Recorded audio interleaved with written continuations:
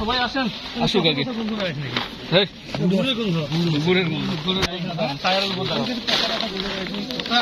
আচ্ছা না ঠিক আছে,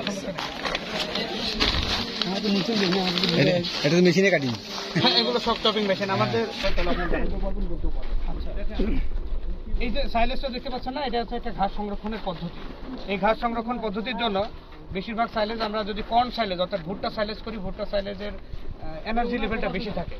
অর্থাৎ এই আমরা গবাদি প্রাণী যারা জন্ম হয়েছে তারা কিন্তু আসলে বেসিক্যালি দানাদার খাবার জন্য জন্ম হয়নি, তারা কি আগে চড়ে বেড়াই খাইছে, তাই না, পাস্টার ল্যান্ডে। তো তাদের জন্ম আসলে প্রকৃত তাদের যে স্টমাক সিস্টেম ঘাস খাওয়ার জন্য। জি স্যার, আমাদের এখানে বিল্ডিং মিলে তার নিজস্ব কিছু উৎপাদন করি আমরা, এখানে ভুট্টা লাগাই। আর আমাদের কিছু কন্ট্রাক্ট খামারি আছে প্রায় 300টার মতো, তো ওনাদেরকে আমরা বীজও সাপ্লাই দিই, সবকিছু দিই। তো ওনাদের থেকে একটা নামমাত্র মূল্যে আমরা কিনে নিই আর কি, যে কিনে নিয়ে আমরা চপিং করি। চপিং করার পরে এখানে আলাদা চপার মেশিন আছে, লোকজন থাকে। তো এই যে আমাদের 3টা বাঙ্কার দেখতে পাচ্ছেন, এইভাবে আপনারা না করলেও পারেন, আপনারা শুধু গর্ত করে পিট করেও করতে পারেন, ইভেন স্যার ওই বস্তার মধ্যে করা যেতে পারে। তো এটার মধ্যে চপিংটা যত ভালো হবে, যত ভালো, তত এর সাথে আপনি মোলাসেস একটা সামান্য পরিমাণে মোলাসেস দিলে ফার্মেন্টেশনটা ভালো হবে।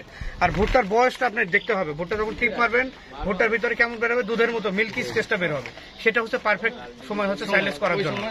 তো এইটা বড় বিষয় হচ্ছে বায়ুনিরোধী পরিবেশ দরকার, তাকে চাপ দিতে হবে যাতে বাতাসটা বায়ুটা কম থাকে।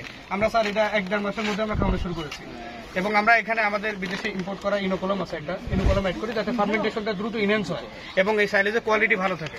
সাইলেজের মূল মেকানিজম হচ্ছে বায়ুরোধী কন্ডিশন থাকবে এবং যার পিএইচ 4 এর নিচে চলে আসলে সব থেকে চমৎকার, যে 3.7 থেকে 3.9 এরকম চমৎকার। এই পরিবেশটা খুব ভালো। আর এটা আপনি নিয়ে কমার্শিয়ালি আমাদের বস্তাও আছে বা অন্যান্য যারা করে অল্প করেও খাওয়াতে পারেন। ছোট ছোট প্যাকগুলো করবেন, তাহলে সুবিধা হবে। আপনারা যারা 8টা বা 10টা গরু খামারি, তারা তো বড় বস্তা নিয়ে লাভ নাই, 50 কেজি বা 30-25 কেজি বস্তা নিয়ে খাওয়াবেন। এটাতে ড্রাই ম্যাটার আছে আমাদের প্রায় 32 থেকে 33% ড্রাই ম্যাটার আছে, অর্থাৎ যেটা আমি বাদবাকি অংশগুলো পানি ধরি। ঘাসের থেকে এটা ড্রাই ম্যাটার অনেক বেশি, ঘাসের ড্রাই ম্যাটার থাকে এক এক জাত ভেদে 18 থেকে 20% ড্রাই ম্যাটার থাকে, এটাতে অনেক বেশি। তো আমরা দানাদারের পরিবর্তে এটার দামও কম, আমরা কমার্শিয়ালি সেল করি হয়তো খুচরা রেটে 13 টাকা করে, অনেকে যারা ডিলারশিপ আছে তাদের হয়তো তুলনামূলক 1-2 টাকা কম নেয়। এই হচ্ছে ব্যাপার। আর সাইলেজের গুণগত মান সম্পর্কে আপনারা অলরেডি ইতিমধ্যে অবগত আছেন। মানে 1.5 কেজি বা 2 কেজি কাঁচা ঘাস খাওয়ালে যেটা গুণ, এটা 1 কেজি খাওয়ালেই সেই পুষ্টিমানটা মনে পাওয়া যাবে, তাই না? জি স্যার। প্লাস আমি দানাদারের জায়গায় দানাদার কমাই দিয়ে আমি সাইলেজ বাড়াই দিতে পারি। 1 কেজি দানাদার খাওয়াতে 55 থেকে 60 টাকা লাগে, এত টাকা দিয়ে আমি তো আপনারা সবাই বসাতে পারবো না। আমি 5 কেজি বা 6 কেজি জায়গায় আমি সাইলেজ দিলে আমার গরুর জন্য না, তার পেটের বাল্কিনেসটাও হচ্ছে, মেস্টিকেশনও ভালো হচ্ছে। এবং বড় বিষয় আমাদের এখনকার যে ক্রস গরুগুলোতে সমস্যা হচ্ছে রিপিট ব্রিডিং, বারবার হিটে থাকে না, এটা মূল সমস্যা হচ্ছে দানাদারের একটা ইস্যু থাকে। আপনারা সাইলেজ খাওয়াবেন, রিপ্রোডাকশন সিস্টেমটা ভালো থাকবে। জি, এখন এইটা কি আমরা যেটা করেছি, আমাদের কন্ট্রাক্ট খামারি ছিল, তাদের থেকে ভুট্টা এনেছি টাকে করে, আনার পরে সেই চপিং মেশিনের মাধ্যমে চপিং করেছি। চপিং করার পরে এই পাশে চপার সেট করা ছিল, জাস্ট খালি সে চপিং করে দিচ্ছে। আর আমাদের ফ্রন্টিন লোডার এক ধরনের ট্রাক আছে না, সামনে যে চাপ দেয়, ওই গাড়িটা দিয়ে আমরা এইভাবে কম্প্রেস করেছি, চাপ দিতে দিতে দিতে যত এদিকে চলে আসা যায়। আর ওই পাশ থেকে ফার্মেন্ট হওয়া শুরু করেছে, অর্থাৎ এই পাশ থেকে ভর্তি যত দ্রুত সম্ভব করা তত দ্রুত করা যায়। 5 দিন লাগুক 7 দিন লাগুক, করার পরে এয়ার টাইট করে দিই, অর্থাৎ বাতাস যেন না ঢুকতে পারে, এইভাবে সিল করে দেওয়া হয়। দেখেন, পানি বা বাতাস যেন না ঢুকতে পারে। এবং কমপক্ষে আপনার ইনোকলমের উপর বা কোয়ালিটির ডিপেন্ড করলে 25 থেকে 30 দিন পরে আপনি খাওয়ানো শুরু করতে পারেন। এবং সারা বছর এটা নিশ্চিন্তে থাকবে, ভালো থাকবে, কোয়ালিটি ভালো থাকবে। এই সারা বছর আপনি খাওয়াতে পারবেন, কোনো সমস্যা থাকবে। হ্যাঁ, এই যে যেভাবে আছে না, আমরা এইভাবেই খাওয়াই, এবার যে যাচ্ছে সেল হচ্ছে, আবার এটা থাকবে, এইভাবে চলবে। চাপ দিচ্ছেন কি মেশিন দিয়ে? এটা ফ্রন্টিল লোডার আমরা মেশিন দিয়ে, মানে স্যার একজন ট্রাক আছে না, ট্রাকের চাকা দিয়া বড় বড় যে ট্রাক্টর গুলো আছে, মাহিন্দ্র দিয়ে করতে পারবে, মাহিন্দ্র মাথা দিয়ে করতে পারবে। এত কিছু খোঁজার দরকার, এরকম একটা বাঙ্কার করি দেখতে পাচ্ছেন। শুধু ভুট্টা চপিং দিয়ে আপনি চাপ দিয়ে যদি রেখে দেন, এই কম্প্রেস করে এয়ার টাইট করে বস্তার মধ্যে বস্তা সাইলেজও করা যায়। আর কিছু আপনি চিটাগুড়ি অ্যাড করতে পারেন, হ্যাঁ, চিটাগুড়ি অল্প পরিমাণে, হ্যাঁ, চিটাগুড়ি অ্যাড করেছি। এবং যে গন্ধটা পাচ্ছেন না, এটা কিন্তু আমার আপনার কাছে খারাপ লাগলেও গরুর কাছে কিন্তু খুব মজাদার গন্ধ, খুবই প্রিয় গন্ধ এটা।